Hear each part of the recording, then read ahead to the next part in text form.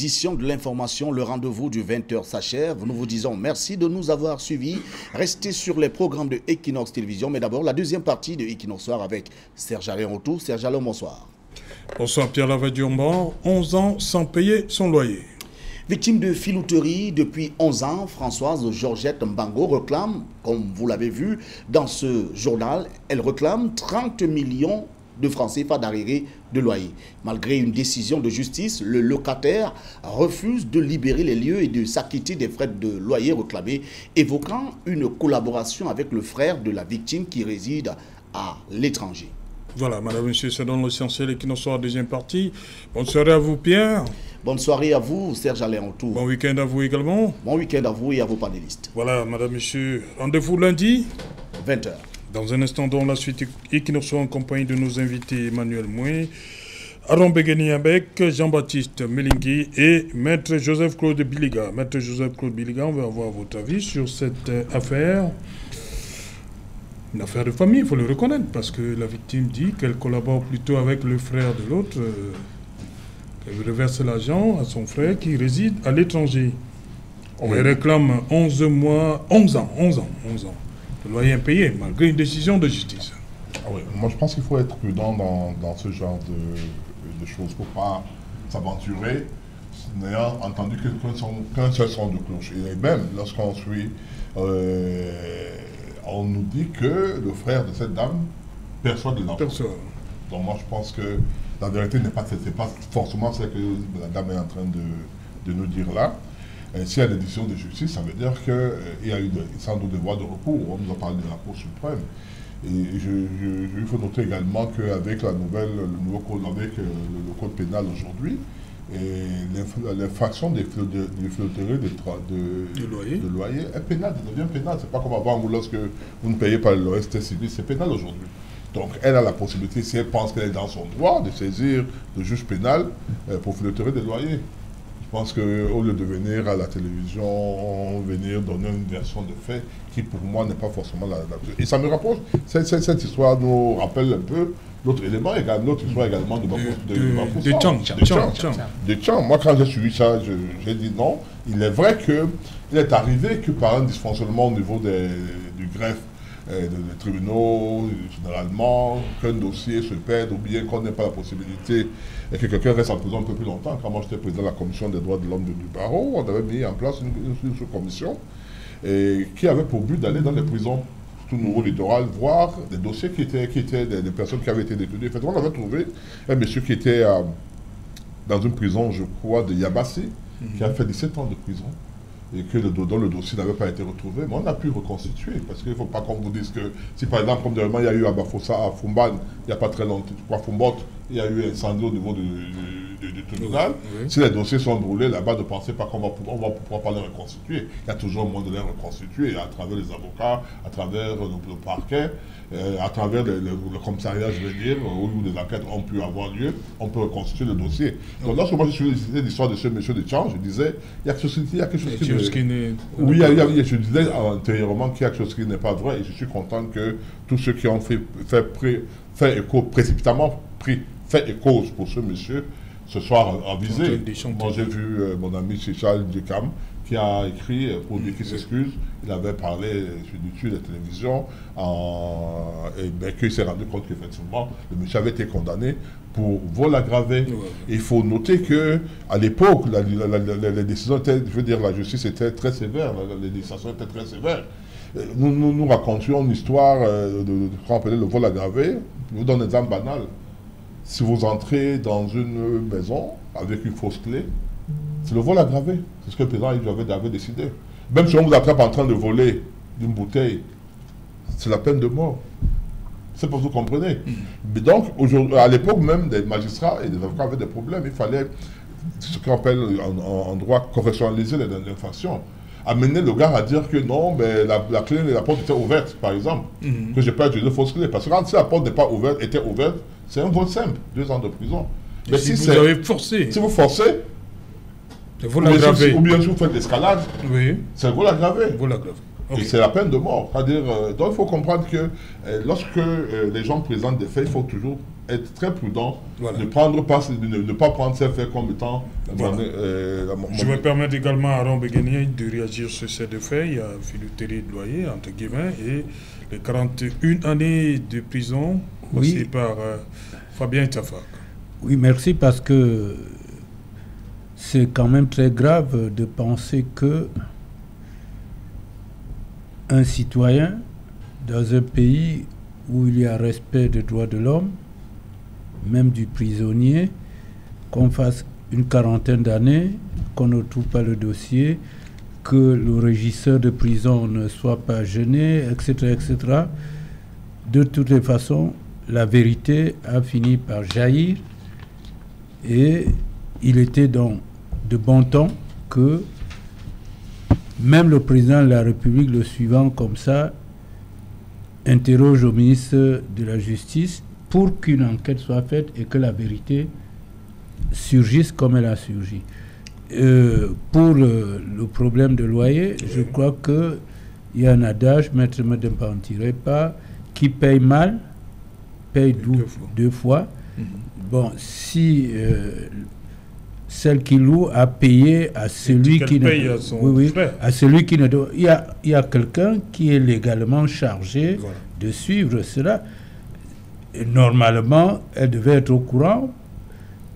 Sinon, elle n'aurait pas payé jusqu'à autant de mois, parce que la personne légale lui a fait des significations. Si elle a continué à payer, elle a mal payé, elle va payer deux fois. Mais c'est pas bien. Il faut revenir à la raison. Il faut revenir à la raison. Voilà, Emmanuel Moué, je veux qu'on attaque tout de suite le chantier naval.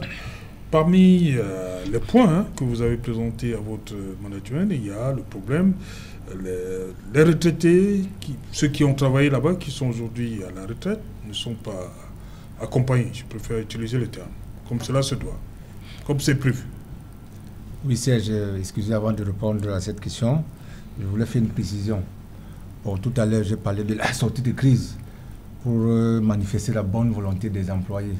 Il faut d'abord relever qu'une entreprise, c'est un lieu de production des biens et des services pour satisfaire les besoins essentiels et non un lieu de conflit. Donc, vous vous rendez compte sur 8 points que nous avons présentés. Un seul a eu un écho favorable à 60%. C'est-à-dire que sur 5 salaires, nous avons eu 3. Vous auriez préféré qu'on commence par un autre? C'est mauvais comme on a commencé par les salaires? Non, on n'a pas commencé pour dire que quand vous présentez 8 points dans une négociation... Emmanuel, dis-moi, c'est mauvais comme on a commencé par les salaires? Non, ce n'est pas mauvais. Alors? Mais c'est pour dire la bonne foi des employés que malgré seulement un point qui n'a même pas été satisfait, on va suspendre la grève et que lundi, le travail va reprendre. Donc, je voulais seulement... Qu'est-ce qu'on doit comprendre? Vous avez dit que vous recommencez lundi? Non, vous dites qu'on va suspendre. Vous allez suspendre? Et reprendre le travail lundi. Ok. Mais je voulais seulement signifier la bonne foi des employés ici. C'est-à-dire que sur 8 points, un seul n'a même pas eu gain de cause total, mais même jusque-là, parce qu'ils aiment leur entreprise. 1 sur 8. 1 sur 8. 3 mois sur 5. Sur 3 mois sur 5. Oui. Donc, c'est-à-dire qu'il y a la bonne foi. De deux, vous savez, la retraite, c'est le repos. Quand on a rendu les services, on doit aller se reposer. Et il est inconcevable que, après avoir servi une entreprise pendant 30 ans, tu pars, qu'on ne parvient pas à te payer ton indemnité de fin de carrière. Il faut relever que depuis 3 ans, nos retraités souffrent. Et c'est le moment d'attirer un peu l'attention du gouvernement qui est déjà saisi. Il est vrai, le gouvernement nous a dit que ce n'est pas eux qui sont leurs employeurs, mais de faire les efforts. Parce qu'il faut vous dire qu'à l'heure actuelle, l'entreprise ne peut pas résoudre ce problème, vu qu'elle n'a pas les ressources. Donc nous disons au gouvernement, c'est une bonne voie ici, de voir ce problème, il a déjà pris, et de faire tout pour le résoudre. Parce qu'il faut vous dire que c'est un problème qui sera continuel. C'est-à-dire que comme au Chanava, tous les 3 mois, les gens vont en retraite. Et pour le moment, nous avons 30 qui sont déjà en retraite. Donc d'ici décembre, nous aurons encore 6 retraites, ça va faire 36. Donc au fur et à mesure que le problème ne sera pas résolu, l'effectif va croître. Donc nous pensons qu'il faut vraiment résoudre ce problème. Okay. Voilà. Voilà.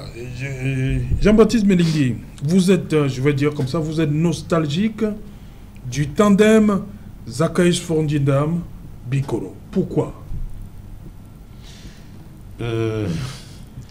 Fondindam, directeur général, et Bikoro, directeur général. Pourquoi? Non, bon, je dis parce que l'un était très bien futé dans le domaine technique et l'autre était un expert financier. Vous voyez un peu, à l'époque, c'était juste dû au fait que la SNH était l'actionnaire majoritaire. Elle avait le droit de nommer un adjoint au chantier naval et elle l'a fait.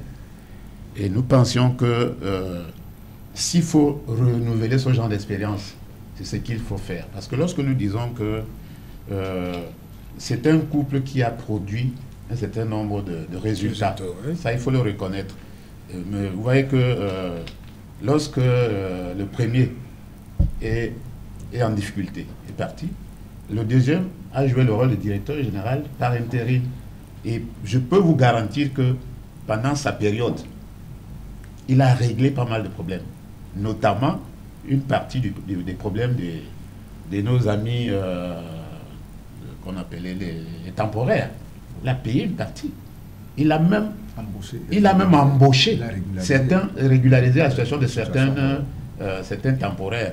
Et il nous disait tout le temps que non, même si le chantier naval reste inactif pendant 6 mois, lui, il a une trésorerie capable. Parce que c'était quelqu'un qui prévoyait. Vous parlez de Fondinam ou bien de Bikoro? Je parle de Bikoro, bien sûr. Okay. Donc, vous voyez un peu, c'est ce couple-là que nous voulions que l'État puisse renouveler. C'est-à-dire un profil technicien, un profil gestionnaire, financier, administratif, comme vous voulez. Parce que si l'entreprise a dans son fonctionnement 2 patrons, vous voyez un peu, il serait plus judicieux dans le cas d'espèce du chantier naval que l'un soit calé dans le domaine technique et l'autre puisse assurer la partie managériale. Ça fera en sorte que la synergie des deux va faire en sorte que l'entreprise puisse croître. Parce que dans le domaine technique, quand vous avez quelqu'un qui a un carnet d'adresses assez touffu au plan mondial, il y a une garantie à ce que nous ayons une activité qui est une activité tout à fait permanente. Hein. Vous voyez un peu. Et comme l'entreprise ayant déjà atteint un certain niveau, en développant les 2 volets que je vous ai cités au début, c'est-à-dire la partie marine qui regarde les bateaux, les navires et autres, et l'autre, la partie industrielle et offshore, c'est-à-dire réhabilitation des plateformes pétrolières. Je crois que cette entreprise va retrouver son essor d'antan, devrait retrouver son essor d'antan, de toutes les manières, si ces profils sont respectés. Et l'État a intérêt à ce que cette entreprise reprenne, parce qu'elle résorbait le chômage. Je peux vous dire qu'un Camerounais aujourd'hui, qui a un emploi, ne serait-ce que temporaire, même en CDD, de 12 mois ou 24 mois, va gagner quand même quelque chose pour nourrir sa famille. Et je crois que si on a des gros projets comme celui qu'on avait eu en 98, je suis convaincu qu'on n'aura pas moins de 2000 personnes. Et les sous-traitants, qui emploient des Camerounais aussi, qui viennent se greffer dans l'activité et génèrent. Et les fournisseurs, et l'entreprise même, qui génère dans son cash flow des recettes payées en devises étrangères, qui sont injectées dans l'économie du pays. Moi, je crois que le Cameroun est toujours gagnant là-dessus. Et aujourd'hui, si on veut parler de l'industrie lourde au Cameroun, on parle de développement de l'aspect minier, le gisement de fer. Vous savez, un extracteur, comment ça se maintient? Non.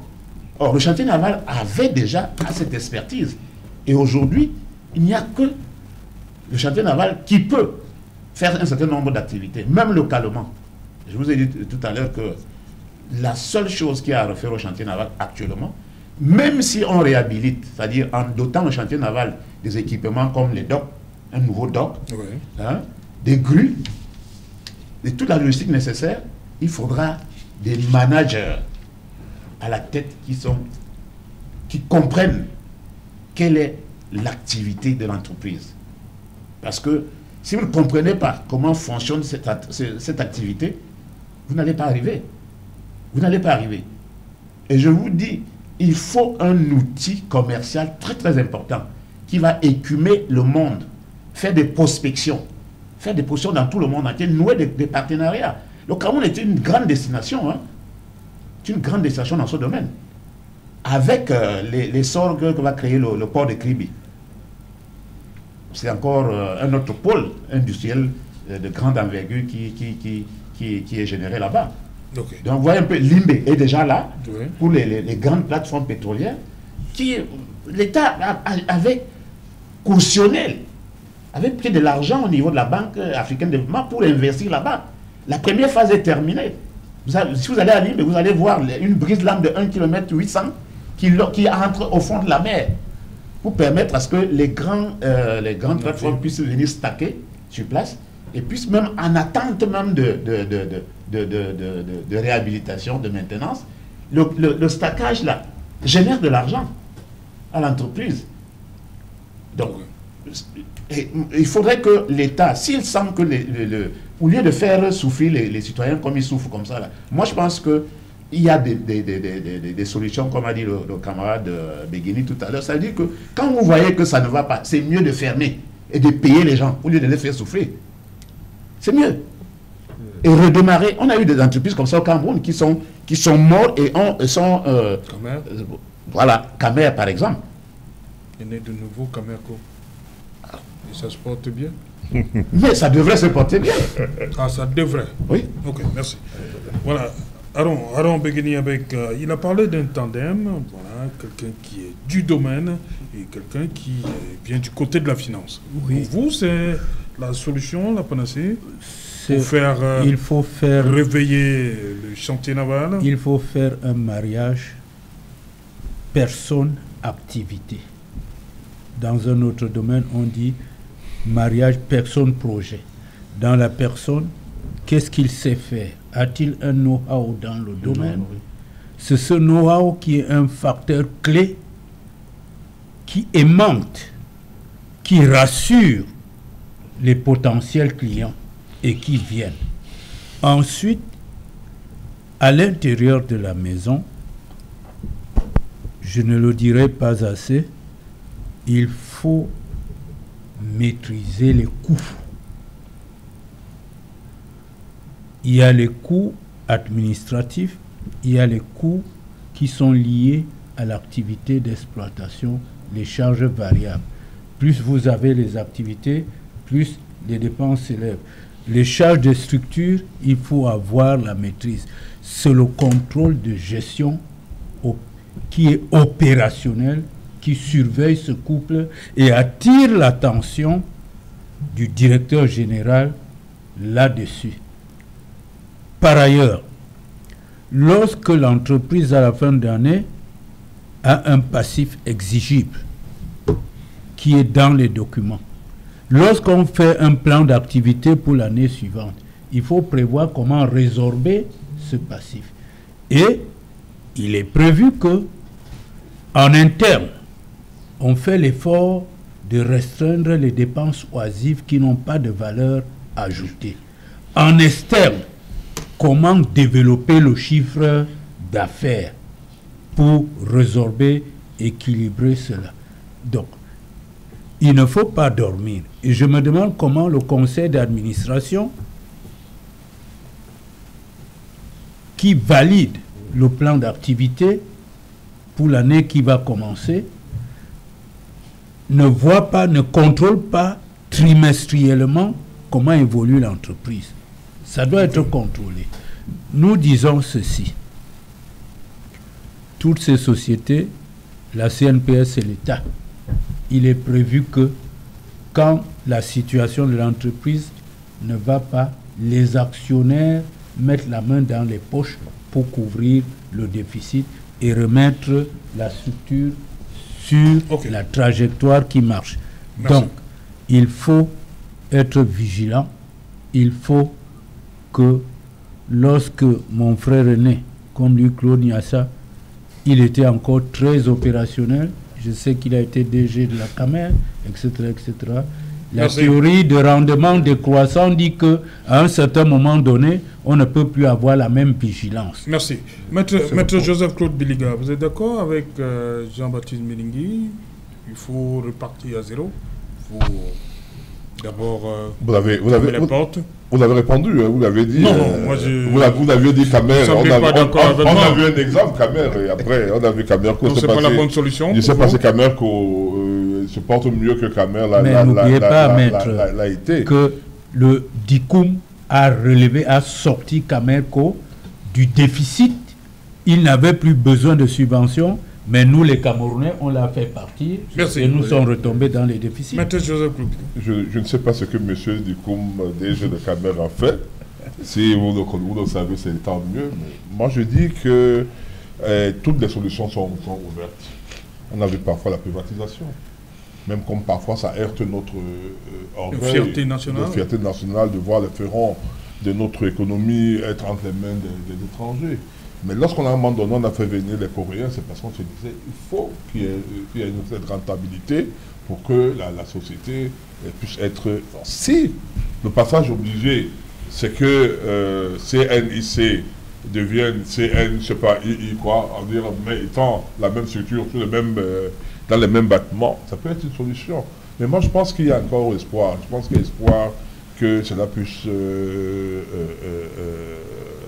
que cette entreprise puisse rebondir en s'adaptant à la nouvelle donne qui est la concurrence qui existe avec les moyens modernes aujourd'hui qui existent.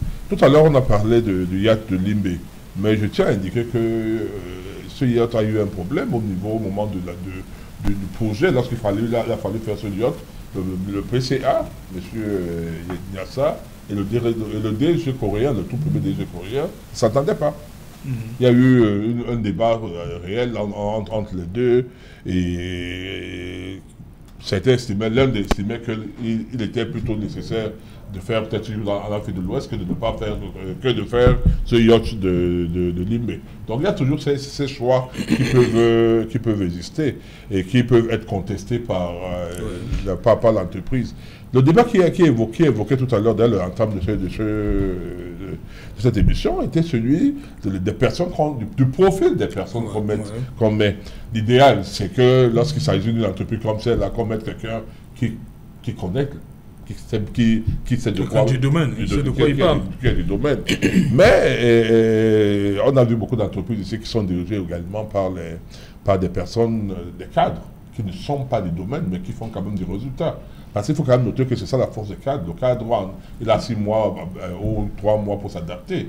Il y a des gens qui sont nommés, 3 mois après, ils vous parlent d'un domaine, vous vous dites, mais il a fait comment? Tout simplement parce qu'il a travaillé, parce qu'il s'est entouré des techniciens, c'est-à-dire des personnes aptes autour de lui, les conseillers techniques, les directeurs techniques et autres, et qui ont pu faire marcher l'entreprise. Donc pour moi, je pense que l'idéal pour nous, c'est en fait, notre souhait, c'est que l'équipe qui est là aujourd'hui, qui bénéficie de la confiance du gouvernement depuis 3 ans, où il y a un administrateur civil, mais le deuxième est un ingénieur. Voilà. C'est un ingénieur, donc que cette équipe puisse essayer de faire des efforts pour chercher la clientèle. C'est ça le problème en réalité. Voilà.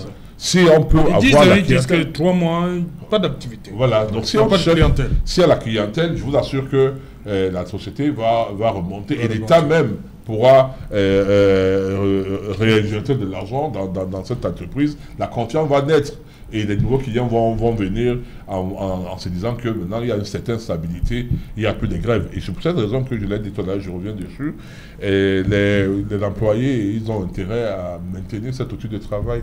Parce que c'est eux, ils sont bénéficiaires. Voilà, justement, Manuel Moué, vous voulez insister sur l'outil de production. Oui. Voilà. Oui, je voulais dire que si le tandem fonctionne, par exemple, Bikoro avait réussi, c'est parce qu'on avait un outil de production qui était encore à l'état neuf. Le doc que vous prenez, vous comprenez, surtout le doc 10 tonnes, qui est le cœur, c'est là où je travaille. À l'époque, le doc prenait 4 bateaux. Bon, actuellement, il ne peut même plus prendre un. Il prend quoi alors? Il peut prendre, mais difficilement un. C'est-à-dire qu'il est déjà à l'état versus, pour ne pas dire hors usage. Donc, moi je crois que le problème de fond, c'est le doc. C'est pour ça que nous demandons au gouvernement de nous trouver le doc. Si on trouve le doc, le commercial, tout le reste va venir. En termes simples, pour ceux qui nous regardent, c'est quoi le dock? Le dock, c'est un engin dans lequel les bateaux entrent pour réparer les bateaux. Oui. De deux, quand on parle de charges de coûts, quand vous n'avez pas l'activité, vous ne pouvez pas parler de charges, vous ne pouvez pas parler de coûts. Donc, si on a le dock, d'office, on aura une activité, on va produire et on ne pourra plus aller à Yaoundé demander l'argent pour payer les salaires. Parce que c'est ça le problème de fond. C'est pour ça que lors de notre grève, on avait insisté sur l'outil de production. Et le principal ou l'équipement, c'est le dock. Parce qu'un chantier naval, la référence, c'est le dock.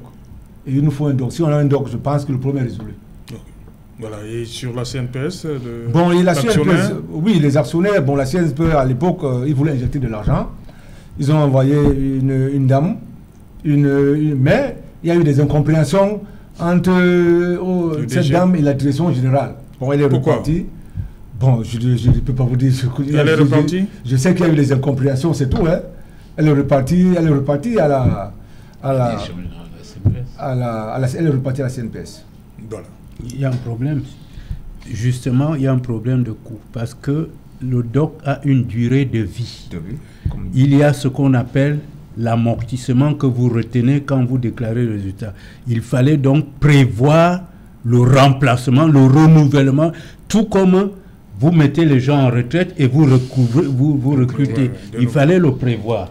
Comment donc vous allez produire sans l'outil principal? Voilà, c'était dans la gestion. Et puis pour ajuster à l'époque, Force une dame, concernant ce coût d'amortissement, il dégageait une somme chaque année pour prévoir que le dock, après 5 ans, il doit aller au carénage. Okay. Bon, malheureusement, ceux qui l'ont succédé n'ont pas compris cela. Votre mot de la fin, rapidement, Jean-Baptiste. Oui, moi aussi j'ai un mot de la fin. Encore l'État, vous interpellez Oui, moi j'interpelle les pouvoirs publics pour qu'ils puissent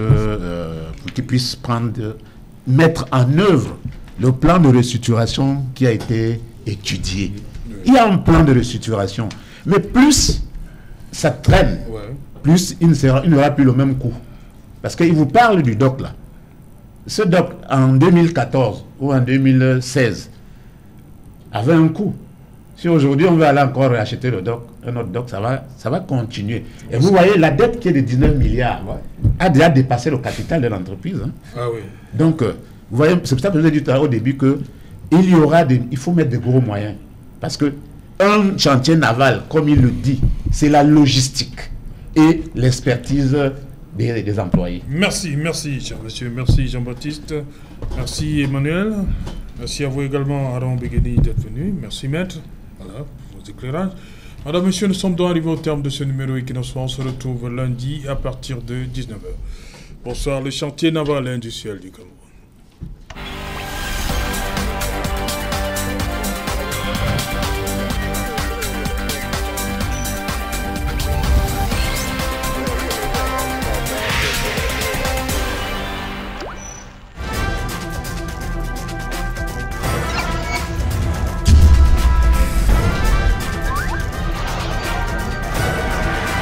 Equinox Télévision, au-delà de l'image, nous rendons compte. Ce dimanche sur Equinox Télévision.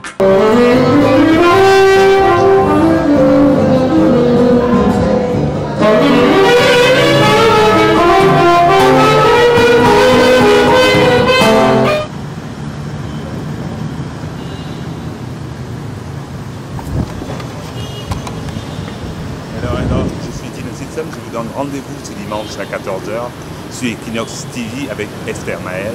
Voilà, donc on va partager un moment de convivialité, de musique et puis de découverte aussi. Voilà, merci. Voilà. Alors, Ce samedi sur Equinox Télévision.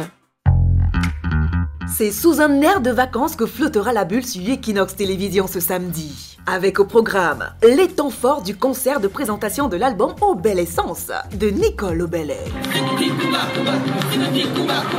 Ensuite, tête à tête avec le porte-flambeau humoristique camerounais, Marcus, fier de ses racines qu'il prône avec aisance dans ses sketchs. Si nous voulons gagner notre vie à travers l'humour ou par l'humour, nous devons prendre ce métier au sérieux. Et nous terminerons avec la découverte du jeune plasticien Serge Binen, qui œuvre pour la construction d'un écosystème plus vivable. Alors rendez-vous ce samedi, 19h30, sur Equinox Télévision.